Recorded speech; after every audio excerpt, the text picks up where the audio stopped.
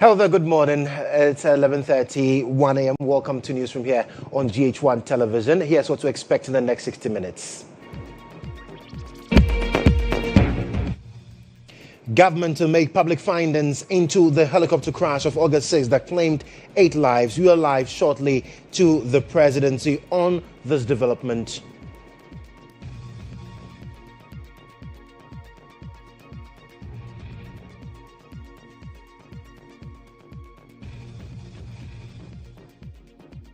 Also, CJ nominee vetting marred by walkout as minority and majority split heads over decision on new Chief Justice. Also in the bulletin this morning, Asante Tumfo say to the second to finalize mediation in Boko crisis. Later on in business, spare parts dealers want COVID-19 levy scrapped. And we've got details of these stories and more coming up shortly. Stay with us.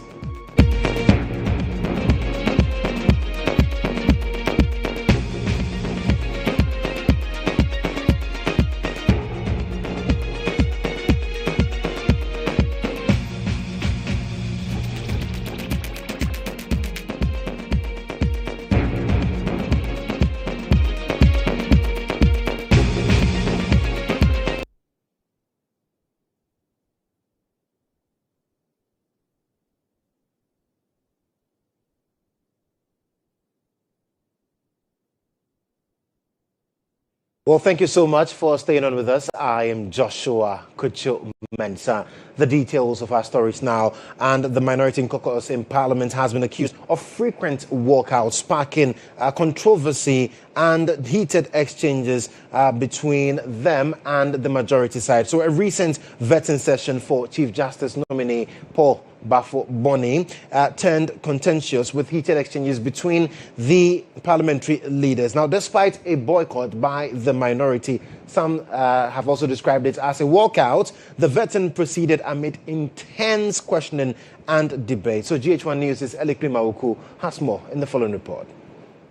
With all due respect, we have registered our position. Honourable Minority Leader, that we have rejected. We don't need to agreed on your position. We reject it, and we agreed on your position. Yes. Yeah. When it is time for voting, then you can vote against the nominee. Yes. So we thank you very much, and we wish you. The minority caucus in Parliament is never beating the allegation that they have staged more walkouts than their numbers would suggest. As a matter of fact, you have staged more walkouts in this Parliament than your total number in Parliament. What was expected to be a routine vetting of Chief Justice nominee Justice Paul Bafo-Bonny instead turned into a heated exchange reminiscent of parliamentary floor drama. Majority Leader Mahama Yarega and Minority Leader Alexander Penyumarkin clashed over accusations after the minority labelled the nominee as disputed. We gather to vet a disputed nominee for office of Chief Justice of Ghana. He has referred to the nominee as a disputed nominee. Disputed nominee. Disputed nominee. You are in court what? Are you in court litigating his nomination? The heated exchange forced a temporary suspension, but the tension did not ease when the session resumed.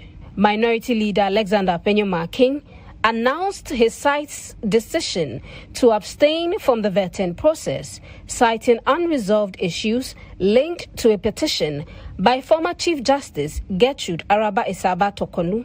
We reject the nomination, and the records should reflect that the report of this committee be a majority report. Give right to another and deny another of her bona fide as enshrined in the Constitution. Chairman, that said, we would yield to you to proceed whilst we exit this committee room. Despite this, the vetting pressed on, and for 4 hours, Justice Bafo-Bonny tackled a wide range of questions, including pending cases involving former CJ Tokonu, concerns about political affiliations, and plans for judicial reforms. On allegations and perceptions of being politically skewed, Justice Paul Bafo-Boni said he cuts across all political boundaries. The Chief Justice nominee is also of the view that there is no need to review the current system of appointing judges. And in a rare personal moment, Justice Paul Bafo-Boni spoke candidly about the personal sacrifices involved in finding love and balancing public life. I joined the Ghana Prison Service in 1988 and I underwent 6 months military training, and I was posted to secondary. That's where I met my wife. At the time I met my wife, he was also a Bogno rank person. She didn't have any rank, actually, a sixth former who was then starting her career in the prison service. I was with the prison service for 2 years, till 1990, when we were told that I, as a deputy superintendent of prisons, couldn't marry a junior officer because we couldn't go to the mess together. So I opted out of prison service so that she could stay.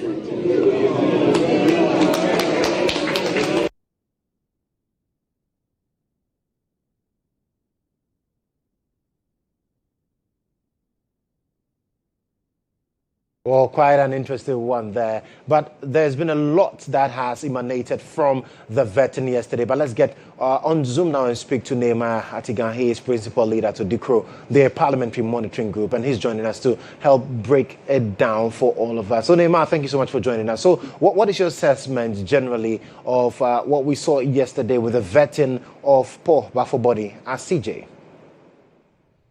I think the vetting itself was interesting, even though it may seem like some of the questions would be skewed towards getting him to provide answers that will make him look as credible as he is as a person.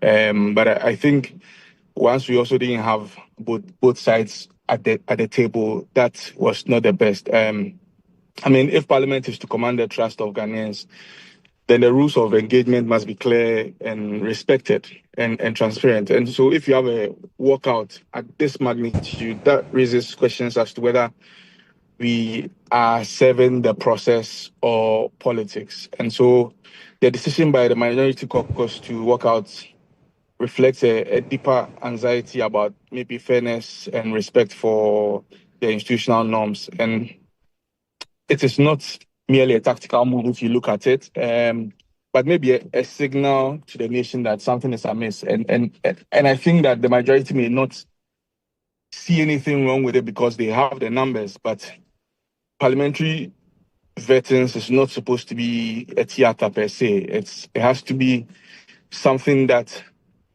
highlights accountability and oversight and safeguarding of our constitutional architecture. But from your assessment, basically, having monitored parliamentary businesses for a while, would you say that the walkout by the minority affected the quality of yesterday's vetting?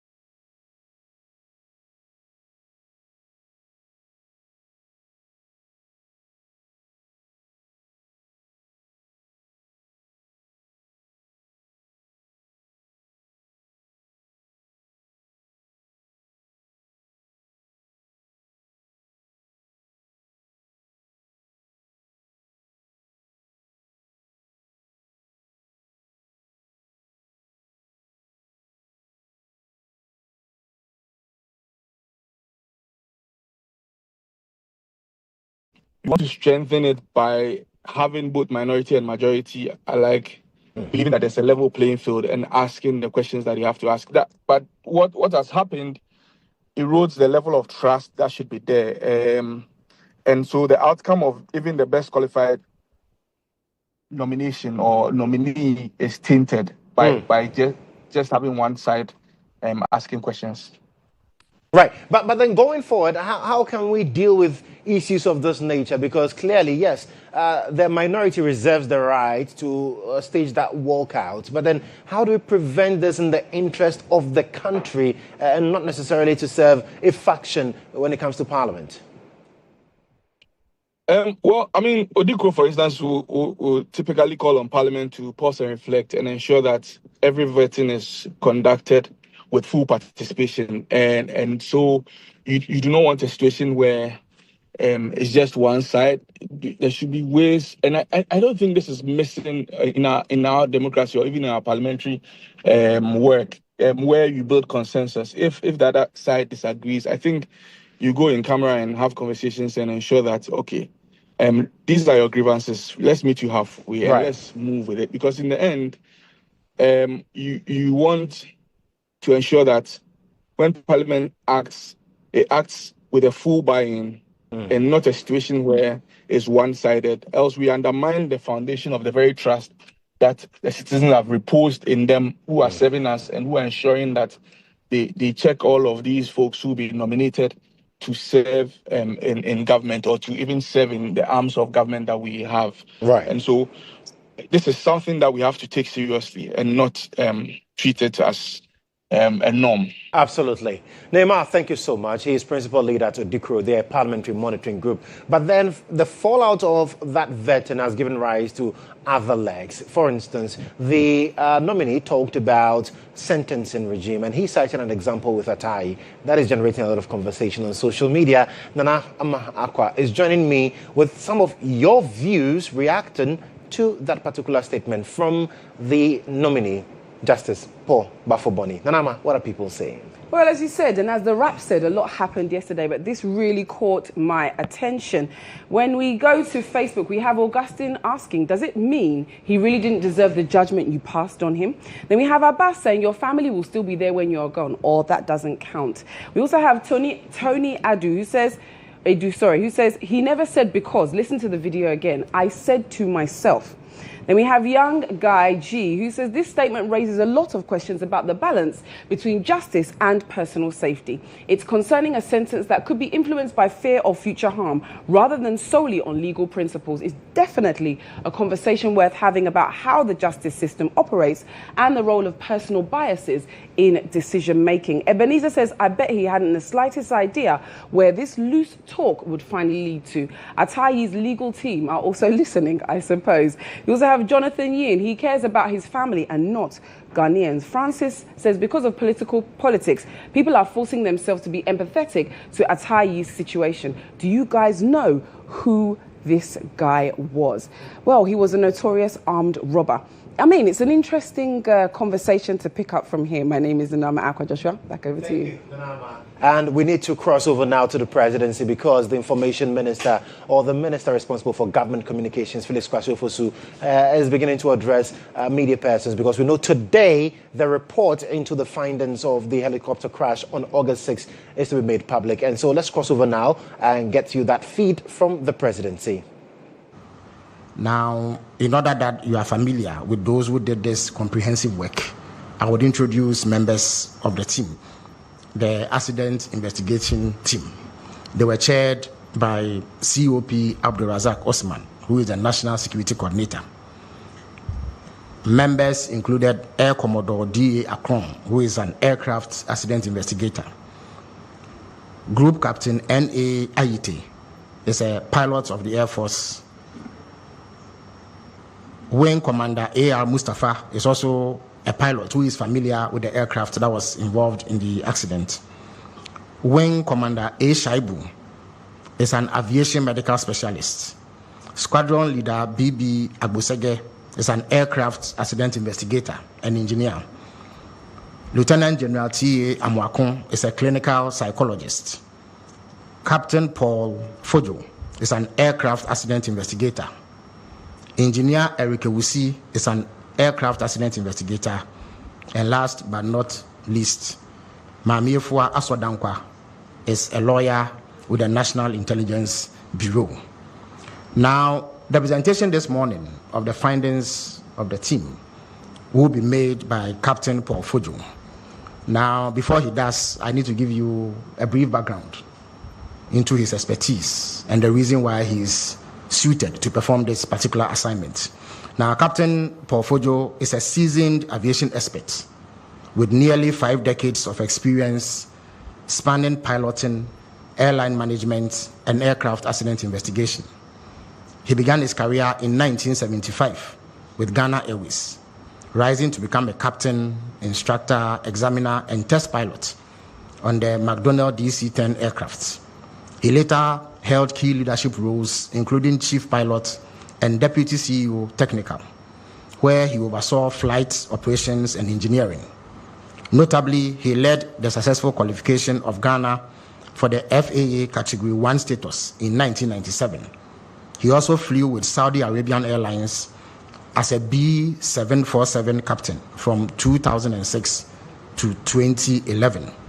Since 2011, he has worked as an aviation consultant, and in 2020, he was invited to join the Ghana Aircraft Accident and Incident Investigation and Preventive Bureau as an investigative expert. He is a full member of the International Society of Air Safety Investigators, USA, and has been part of and led aircraft accident incident investigations over the period. He currently serves as the head of investigations at AIB Ghana. Drawing on his expertise, Captain Kodjo has represented AIB Ghana in a couple of military aircraft accident investigations. He holds an MSc in airline management from City University, UK, and a broad range of specialized qualifications, including certification in personnel licensing, ICAO, Switzerland, strategic management, IATA, Switzerland, flight operations, IATA, Switzerland, ICAO safety certificate, Morocco, MSG3 engineering management, Florida, USA, certificate in aircraft accident investigations, BAGIA, Liberia, certificate in advanced aircraft accident investigations, AIB, UK, certificate in accident investigations, Cranfield University, UK, FDL, CVR readouts, and flight data analysis certification, ISASI, RCATIC, Rwanda. So you see that our expert presenter is suitably qualified for the role that he's about to perform. Let me also indicate that we are honored to have in our midst the Chief of the Air Staff, Air Vice Marshal Eric Ajinfrimpong. Welcome, sir. So at this stage, I wouldn't take any more of your time. I would invite Captain Kodjo to take us through the findings of the investigations. Thank you very much.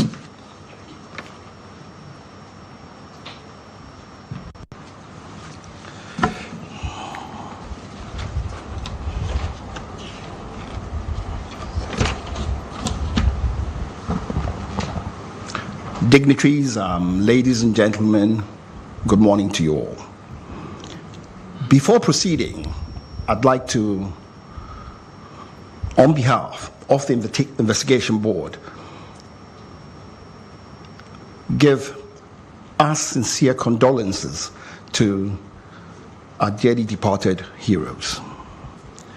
It is said that an aircraft investigation is taking a mess and converting it into a message, which is what we ended up doing. It's my humble duty now to take you through the presentation, which reflects the report that was presented yesterday.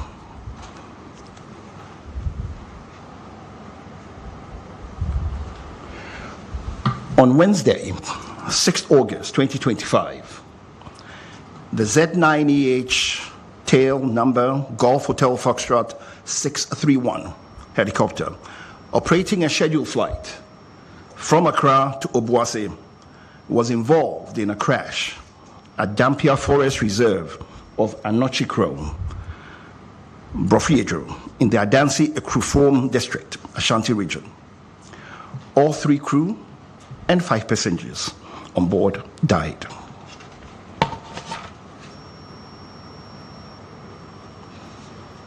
The President of the Republic of Ghana, His Excellency John Dramani Mahama, directed the Acting Minister of Defense to constitute an accident investigation board. The Ministry of Defense, on the 25th of August 2025, announced through a press release the establishment of the board mandated to inquire into the causes and circumstances leading to the Z9 Echo Hotel helicopter accident.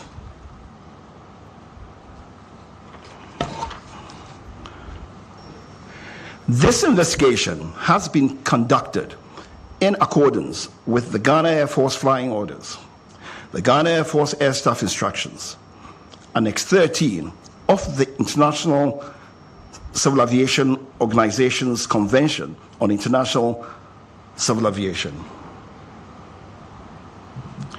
Generally, investigations under these regulations are conducted to determine circumstances leading to the accident and prevention of future accidents and incidents.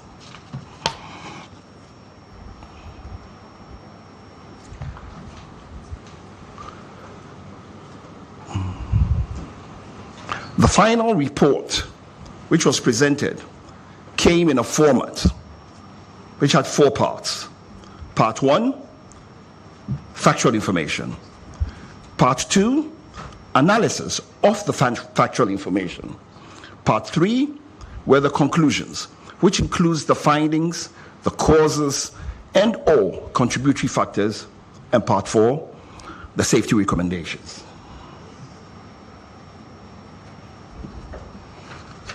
The composition of the board.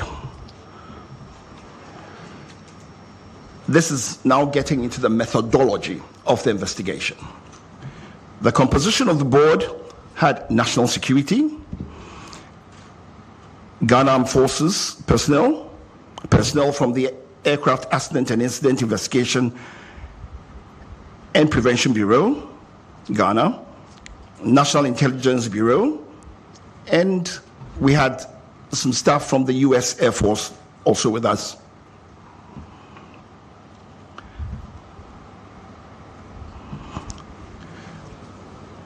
For the factual information evidence collection, we immediately had, on the 26th of August, a briefing by the preliminary investigation team, PIT as it's called. Now, the preliminary investigation team were sent out on the same day of the accident by the Air Force. Their task was to go to the accident site, secure the site, try to protect and make sure that all perishable evidence was secure.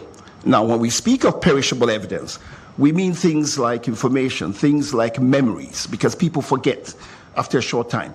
They also have the duty of making sure that in as much as possible, they can capture and do a wreckage diagram of all the parts and so on that were around the crash site, because all these help in deducing what actually caused the accident. So we had a briefing by the PIT team, and they handed over the PIT report. The flight recorder, made up of the flight data recorder and the cockpit voice recorder, which is typically called the black box, and some personal effects of the passengers. The team then started, having gotten this information, decided to proceed to the accident site to get first-hand knowledge of the accident site and to be able to interview witnesses and so on. We also went through a process of looking at all the maintenance records of the aircraft. We looked at the flight logs of the aircraft, we looked at the flight logs of the crew, we checked on the crew's qualification, we checked on documentation, just to be sure that everything was proper. The flight data and cockpit voice recorder were then transported to the AVIC Flight Decoding Center in Xi'an, China, from the 12th September to 22nd September 2025. Now, AVIC is the Aviation Industry Corporation of China. The aircraft is a Chinese aircraft. They were the manufacturers. They had the software and the hardware capable of decoding and giving us the data from the flight data recorder. So we had to go to them.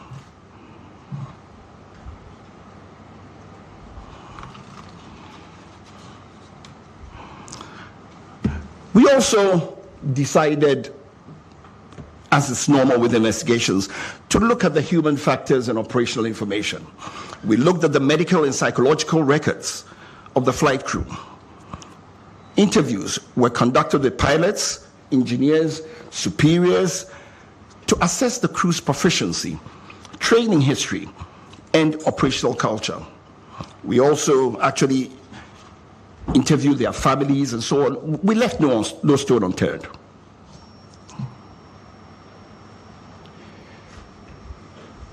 We also interpreted the weather. We looked at the weather on the day. And we looked at the META, which is the actual weather at the aerodromes. We looked at the TAFs, which are the terminal aerodrome forecasts, eyewitness observations, and then we also took data from the Ghana Meteorological Agency.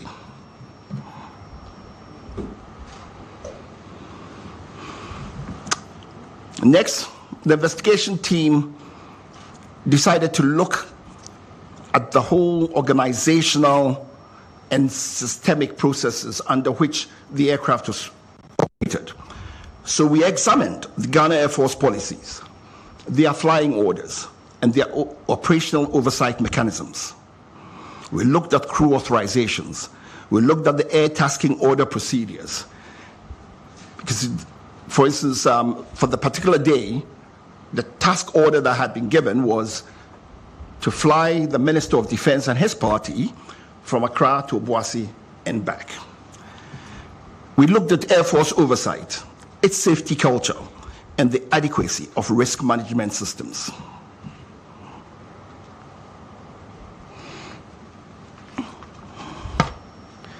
Having gotten all this factual information, we then moved to analysis and reconstruction. Using data from the flight data recorder and cockpit voice recorder, radar tracks, and eyewitness accounts, the flight path was reconstructed.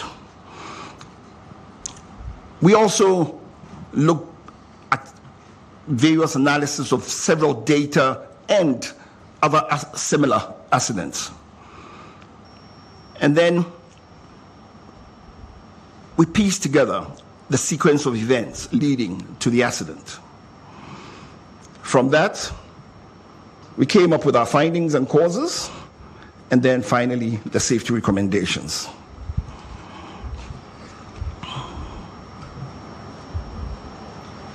So, for the scope of flight, we looked at the history of the flight, we looked at the weather, we looked at the environment, we looked at the machine, that's the helicopter, we looked at human factors, the crew flying the plane. Then we looked at the organizational and systemic factors, sequence of events, and then we came to what we believed strongly was the cause of the accident. For the history of flight, we went before the flight to see what the pilots had been doing. And it's on record that their last 3 flights before the subject flight, the same crew had flown all the 3 flights before on the same helicopter. On the 2nd of August, they came from their base in Takoradi to Accra. It was a Medivac flight, 1 hour long. On the 3rd of August, the following day, they did a flight from Accra to Cape Coast, back to Accra. 1 hour, 20 minutes. It was also a medical evacuation flight, Medivac. On the 4th, They were tasked to go fly Accra to Salman, back to Accra. That was a 2-hour 30 flight. That was a bullion flight, cargo flight. On the 5th of August, they rested. Now, it helps to say here that in Ghana Air Force, there are flying limitations for the crew. You have 10 hours per week maximum, 62 hours maximum per month. Before flight, it's also accepted that if you've had a rest of 8 hours, you've had enough rest and you can go to work. They had in excess of 24 hours rest.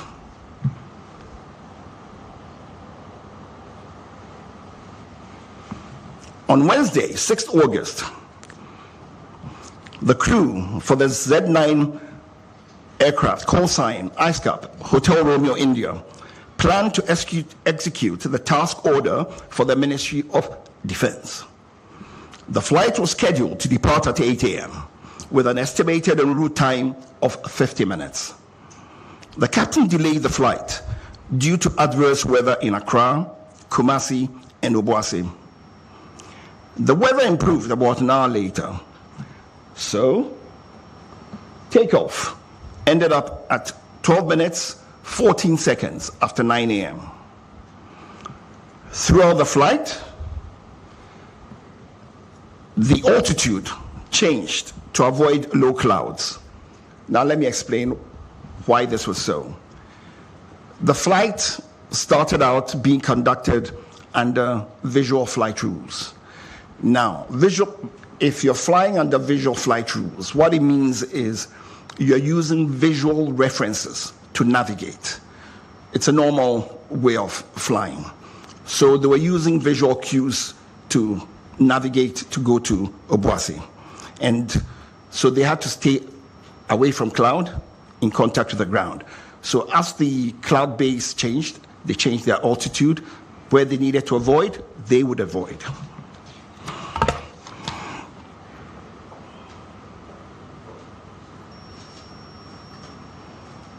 I'd like you to take a look at these two pictures.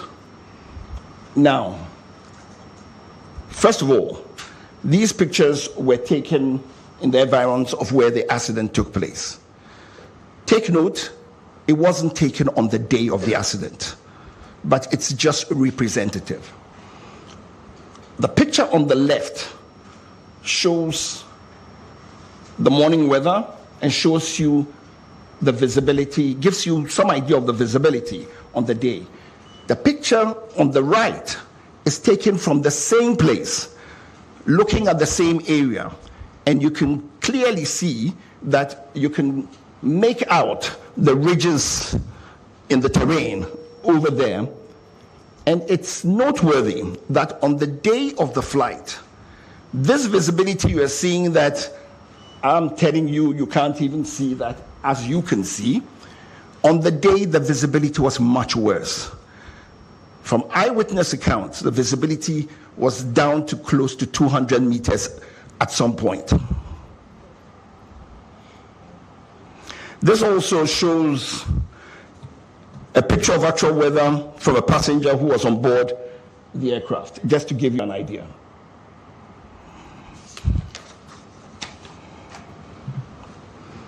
The weather in the southern Ghana was poor on the day, which delayed departure for about an hour. In Accra, conditions were misty, with visibility of about 5 to 7 kilometers and very low clouds starting at only 700 to 1,100 feet above the ground. While the situation improved slightly later in the morning, the early hours were dominated by haze and overcast skies. In Kumasi, the weather was worse, with drizzle reducing visibility to around 4 kilometers and heavy low clouds sitting just 600 to 900 feet above the ground. Only Accra and Kumasi Aerodrome were available. Only Accra and Kumasi Aerodrome weather were available.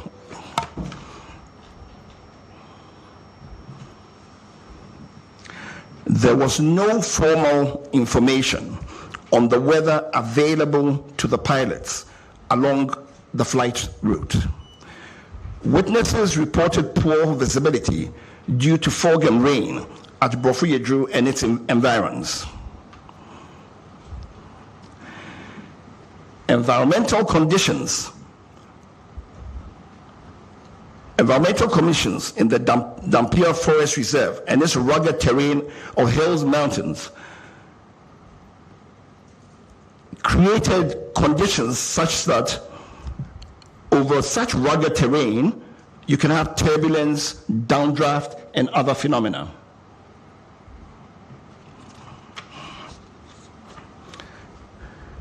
Now, to look at this is what we're talking about. This is a known aviation phenomena when you have such rugged territory. And what ends up happening is turbulent wind currents occur usually around ridgelines, mountains, and hills, and can generate sink rates in excess of 1,000 feet a minute in moderate wind conditions. These sink conditions can often exist well above the barrier that induces the eddies.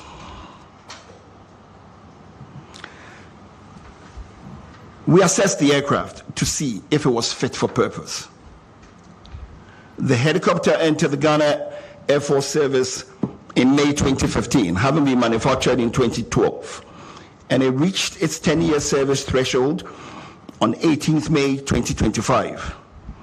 Aircrafts have periodic checks to make sure that they are fit for service. The Air Force has 25-hour checks, 50-hour checks, and 100-hour checks. The 10-year check for the helicopter is what was mandated for this helicopter.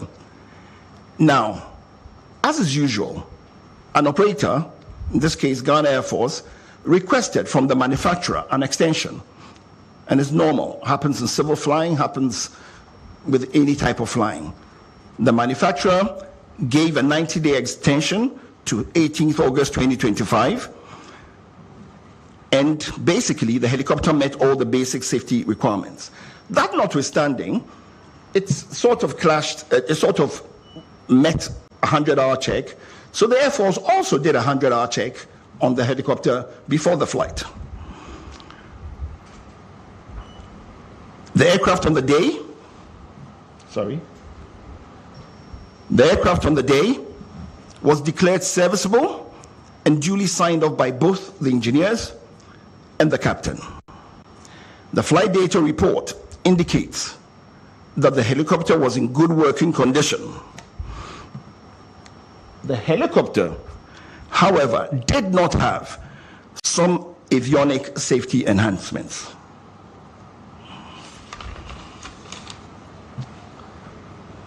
As I said before, the aircraft was serviceable and airworthy. The additional safety equipment that the helicopter did not have were things like the helicopter terrain awareness system or the enhanced ground proximity warning system, as you may choose, advanced navigation with terrain mapping, an automatic flight control system. And I would say that these safety equipment would have enhanced situational awareness. For instance, it didn't have an autopilot. That's advanced, the automatic flight control system, so that the crew had to manually fly the plane. So it sort of increases workload.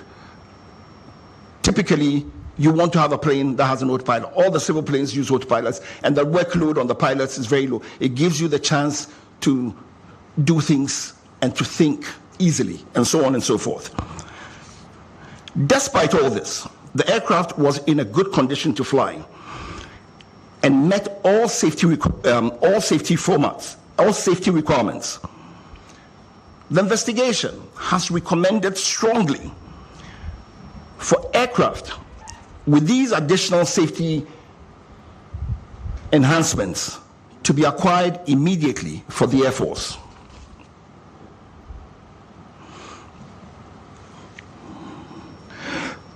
To rule out any potential human causes, we also examined the qualifications, experience, and competence of the crew. The captain has a postgraduate certificate in safety and accident investigation from Cranfield University, UK, in 2024. The captain was a qualified FAA, that's the Federal Aviation Administration, commercial and instrument-rated pilot from Bristol Academy, Florida, USA, in April 2015, 10 years ago. Within the Ghana Air Force, he was recategorized in March 2025 as a Cat C pilot, that is, a pilot qualified to be a captain on the helicopter, the Z9 helicopter, and he had a green instrument rating.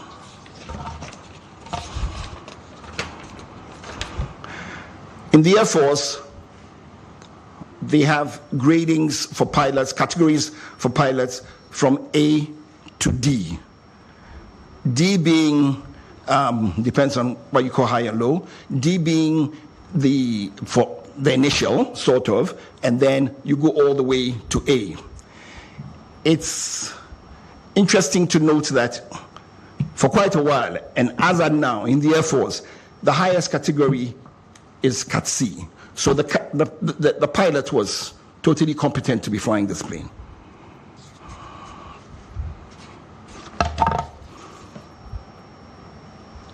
The co-pilot was also a qualified FAA commercial and instrument-rated pilot from Bristol Academy, Florida, and he qualified in April 2023. In December 2024, he was recategorized within the Ghana Air Force as a Category D pilot on helicopter type with a white instrument rating. To further rule out any potential human causes, we examined the medical and psychological records of the crew. A review of the medical and personal records revealed no known medical or psychological conditions in the captain, co-pilot, or technician at the time of flight. All three were described by witnesses as calm, prepared, and professional during the pre-flight activities. Fatigue or medication was not considered to have materially affected their performance on the day of flight.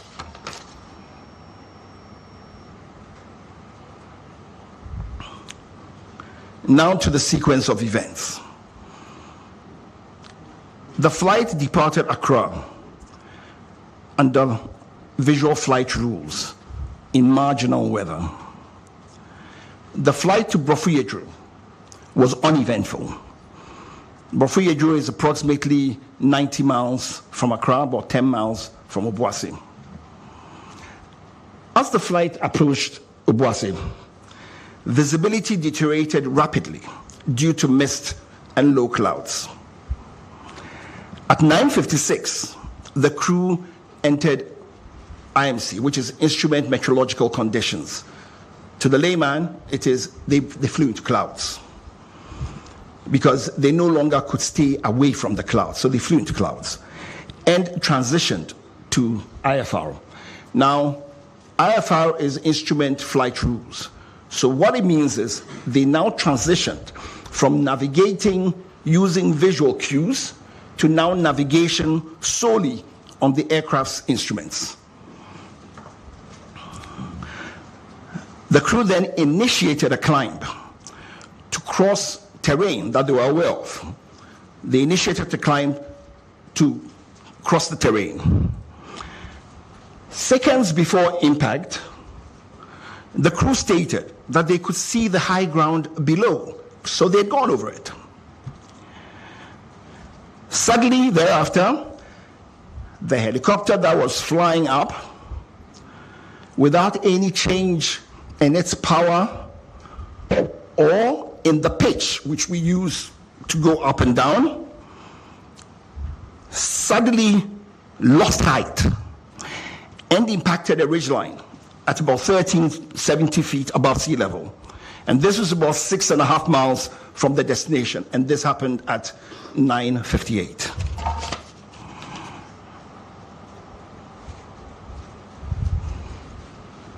said all that. Good. Now, the dotted blue line is what the planned track had been. The purple line is what the aircraft actually flew. And that took place because it was avoiding clouds and so on and ended up where it was.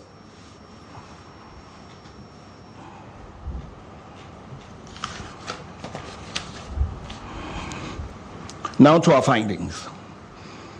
The helicopter was airworthy, but it lacked additional safety enhancements. For instance, the terrain awareness warning system. Now, the terrain awareness warning system, for instance, is predictive.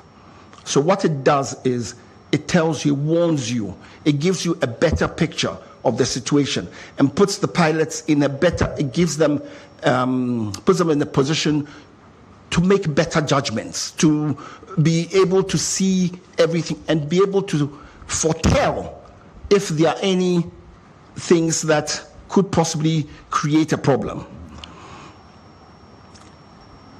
But they lack the additional safety enhancements required for the weather phenomenon over that terrain.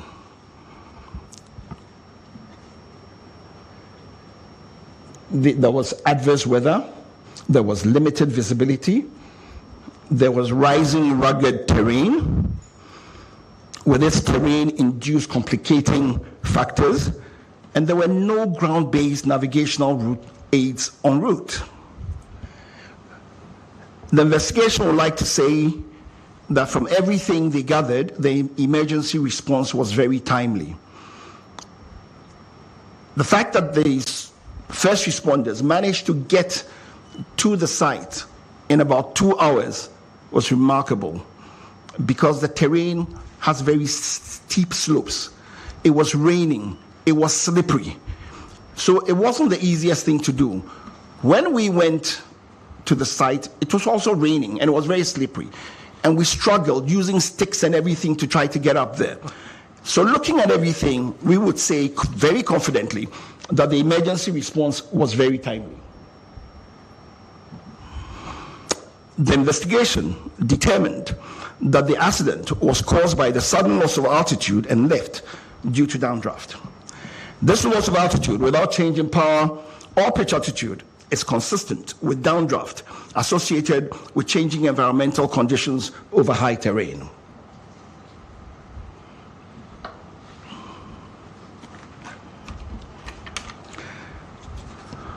In our findings also, we said there's limited national navigational capacity, a capability for en route and remote area weather services.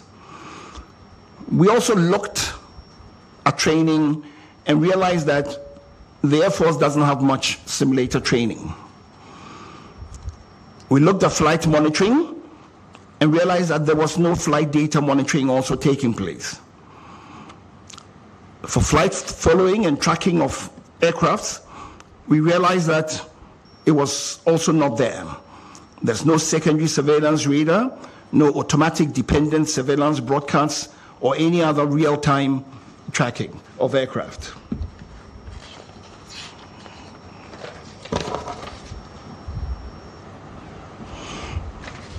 Our safety recommendations. There is a definite need to modernize the fleet of the Ghana Air Force. We have recommended that the Air Force acquire modern aircraft with terrain avoidance warning systems and modern navigation systems. That the aircraft should have cockpit voice recorders and flight data recorders, which are the audiovisual capable types. That the Air Force should invest in simulators for recurrent training. That they contract certified aviation weather provider or providers, and that Ghana as a nation should try to have en route navigational aids, especially in remote areas. the Air Force should seriously consider establishing flight data monitoring and en route tracking systems. And finally, we believe that they need to acquire ground support equipment, modernize what they have.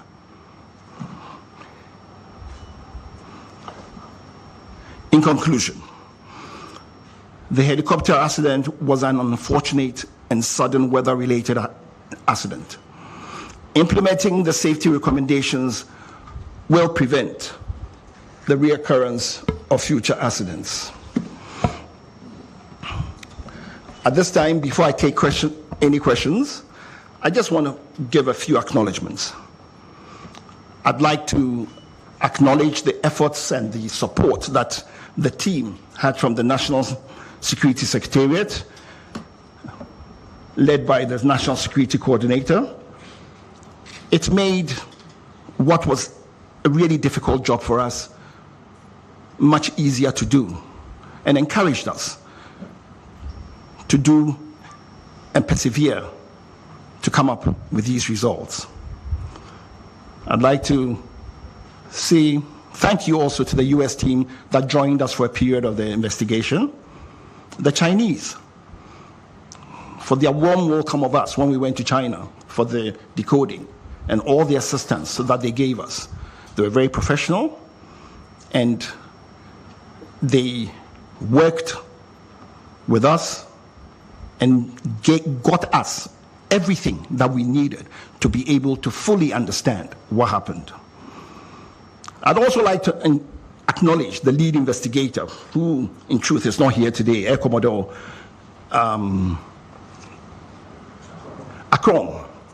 He is on national duty outside, but he was a lead investigator and he worked really hard. I'd also like to acknowledge my mother organization, which is the Aircraft Accident and Incident Investigation Bureau, and its commissioner, Mr. John Wombati, for all the support he gave to us and the full availability of the AIB architecture to help us. And to the team that did this investigation, for their open-mindedness, their objectivity, their logic, their diligence and perseverance, and their dedication and commitment for over 2 months, working close to 7 days every day, sometimes from morning 9 till 9 at night, because we knew the country was hungry to know what had happened.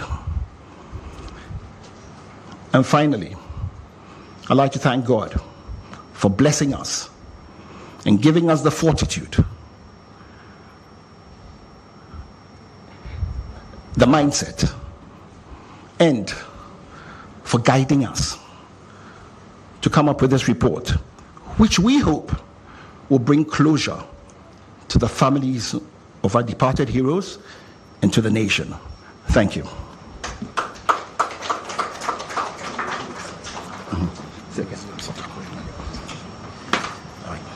Thank you very much, Captain Kodjo, for that comprehensive and detailed report. Well, at this stage, I would invite questions from members of the media present, so that any clarifications that are required are made before we leave. If you have a question, please take the microphone, identify yourself, the organization you work for, and ask it so that answers may be provided.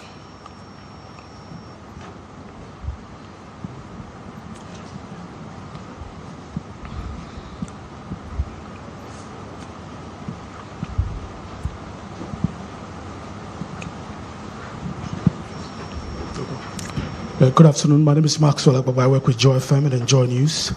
I know a lot of Ghanaians will be curious to know if the investigative committee listened to the audio recordings, of the helicopter.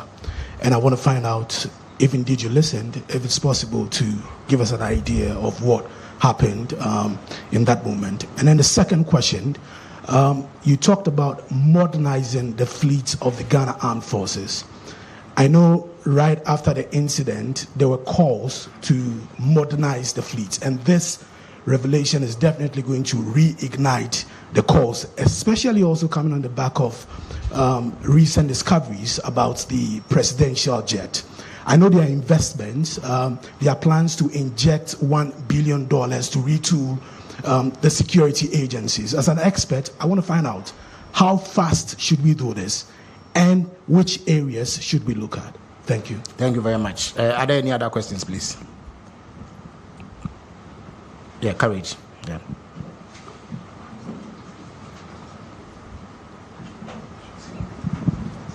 Komla Kluche, I work at Media General.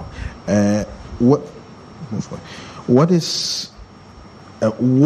was the sudden cause of the loss of altitude for the aircraft, and also the fact that there was postponement in the airworthiness of the helicopter? One, was there an understanding why the Ghana Air Force postponed the initial maintenance of the Z9, and what was the reason behind this? Thank you very much. Any other questions, please?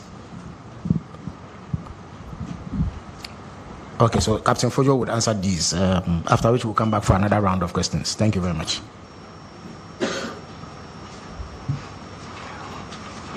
Thank you for your questions. Yes, we listened to the CVR. We listened to it several times. And it is part of what informed us of what caused the accident. And for modernization of the fleet, we think it should be done immediately. Tomorrow is not fast enough. As soon as the country can afford and do it, we should do it, because it would help the Air Force with this core mandate, part of which is to fly dignitaries all over the country. And I think we owe it to ourselves as a nation to make sure that we have aircraft fit for purpose, aircraft that are the highest technology, to make sure that everything is very, very safe. Yeah. To the sudden loss of altitude, I'm sure it was in one of the slides. When you over rugged territory, that's over terrain, dependent on the steepness and so on and so forth, it's very easy to have turbulence. It's caused by eddies and rotors. It's an aviation phenomena, right? And you have updrafts, you have downdrafts. And even interestingly, even above the ridge, you can still have downdrafts coming. And it's a phenomenon. It's an aviation phenomena that unfortunately they fell into. They were very unfortunate, but it's a phenomenon that they fell into. And because there cannot be any other reason for that sudden loss of altitude for a plane climbing with power, with a pitch attitude, right? Because you see, the flight data recorder, to just help you understand the whole thing, the flight data recorder records the last 10 hours of a flight. The cockpit voice recorder records the last 2 hours of a flight. The flight data recorder, this particular one of this helicopter, records 93 parameters every second. The 93 parameters is made up of 48 analog parameters and 45 switch positions. So,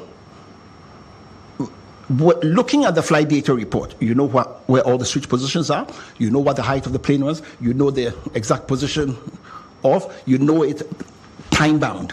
So, what we are saying is from informed data.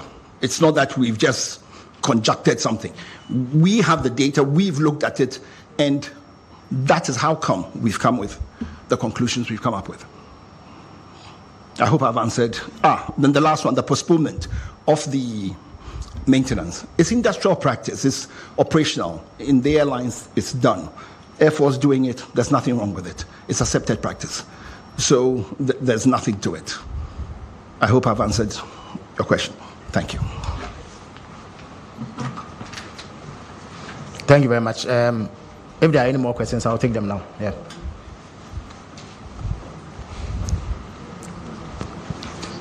My name is Abdul Hanan Adam. I work with the EIB network. Minister, I'd like to find out from the experts if there was any possibility for an emergency landing, and was there an avenue for them or the crew to consider that? Thank you. Was there what? Please an avenue. Avenue, okay. For the crew to As in, was there a place nearby where they exactly, okay, for an emergency landing. All right. Good afternoon. Yeah. My name is Julius. I report for the Ghanaian Times. Sir, in your presentation, you mentioned that the helicopter was in a very good shape, but then they did not have what you called avionics safety requirements, additional avionics safety requirement. If they had, would it have assisted them to avoid this?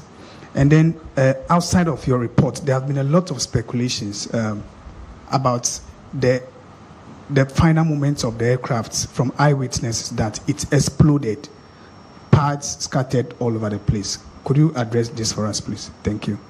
Thank you very much. You can come back here.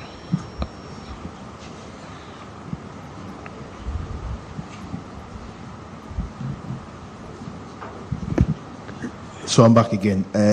If my memory could serve me right, I think the release by the Ghana Armed Forces just shortly after the announcement was made in this hall by the Chief of Staff did indicate that the heli went off the radar. But from the presentation, we are made to understand that there was no monitoring. I stand to be corrected though. How do we marry these two? All right. Thank you very much. Is there another question, please? Okay, so Captain Kodjo would take these questions here.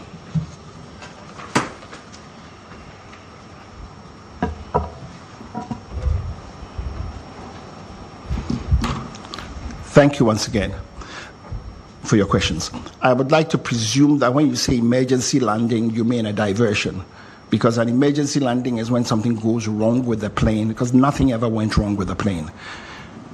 The decision to continue or to do an intermediate landing is the discretion of the captain. The captain was confident that he didn't need to do it. That is why he didn't do it.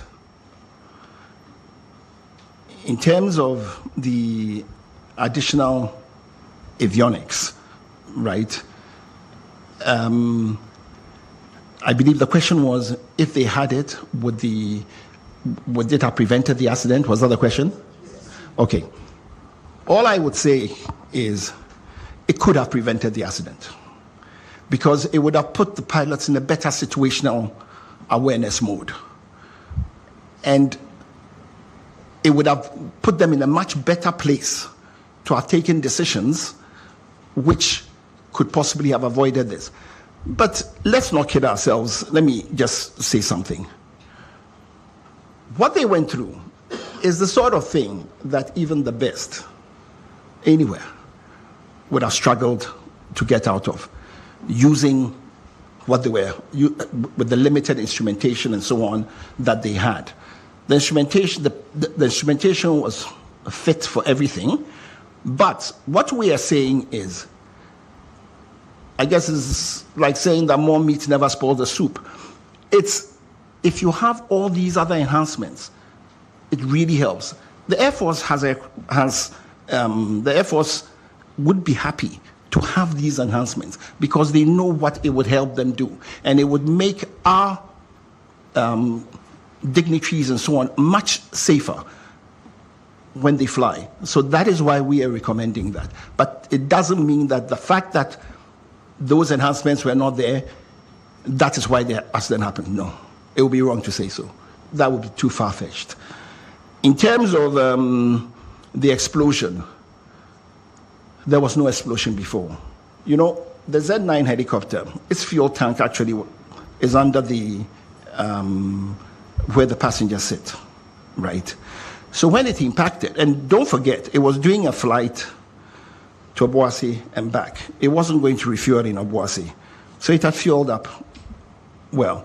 So on impact, that is when the explosion took place. We looked at all that. We looked at the corroboration.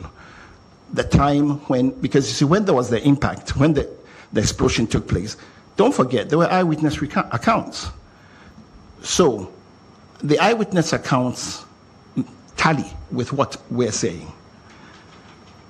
In terms of the helicopter going off radar, our radar systems in the country are just Accra, Kumasi. The routes they were flying, together with the height at which they were flying, it was very easy for them to go off radar. It's normal. Flight monitoring, which is what we're talking about, is different from being on a radar, right? Flight monitoring is knowing where your aircraft is at any time. It doesn't have to be on a radar screen. It can be through messages. That's why we said things like secondary surveillance, radar broadcasts, and so on and so forth, right? But it's a tracking system, okay, and it should be done for all Air Force aircraft. In fact, in the civil world, airlines, by law, have to track the aircraft. So what we're asking for is we're not asking for the moon. It's something that must be done. I hope I've answered your questions. Thank you. So if there are any final questions, we will take them. Otherwise, we call it a day. All right. So thank you very much for coming.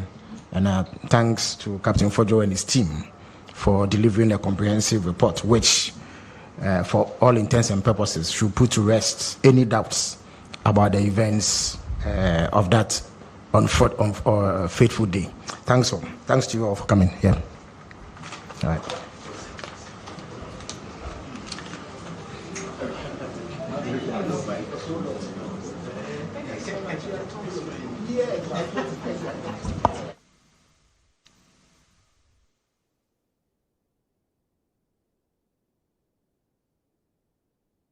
Well, so you heard the findings from the committee that was set up to investigate the August 6 helicopter crash. We were told by Captain Kodjo, who spoke for the committee at that press briefing, that indeed it was a weather-related accident. And so I'm sure in the subsequent bulletins we'll definitely explore more from the committee's findings and, of course, get to understand exactly what others also make of it. But that's how we end the bulletin here on Newsroom on GHOne Television. There's more news for you at starfm.com.gh. I am Joshua Kodjo Mensah. Good afternoon.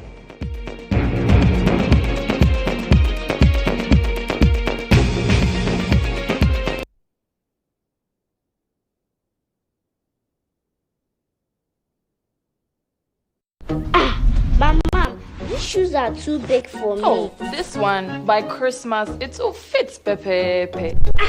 Plan your head. It's in the DNA of Ghanaians. But this has your name on it.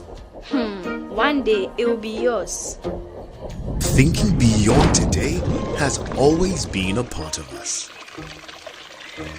But Dad, the water is flowing. And what if it stops tomorrow? As Ghanaians, we prepared not just for now, but for what's next. And that's why for 20 years, we've provided life insurance solutions for every aspect of your future. Star Life Assurance, your solid partner for life.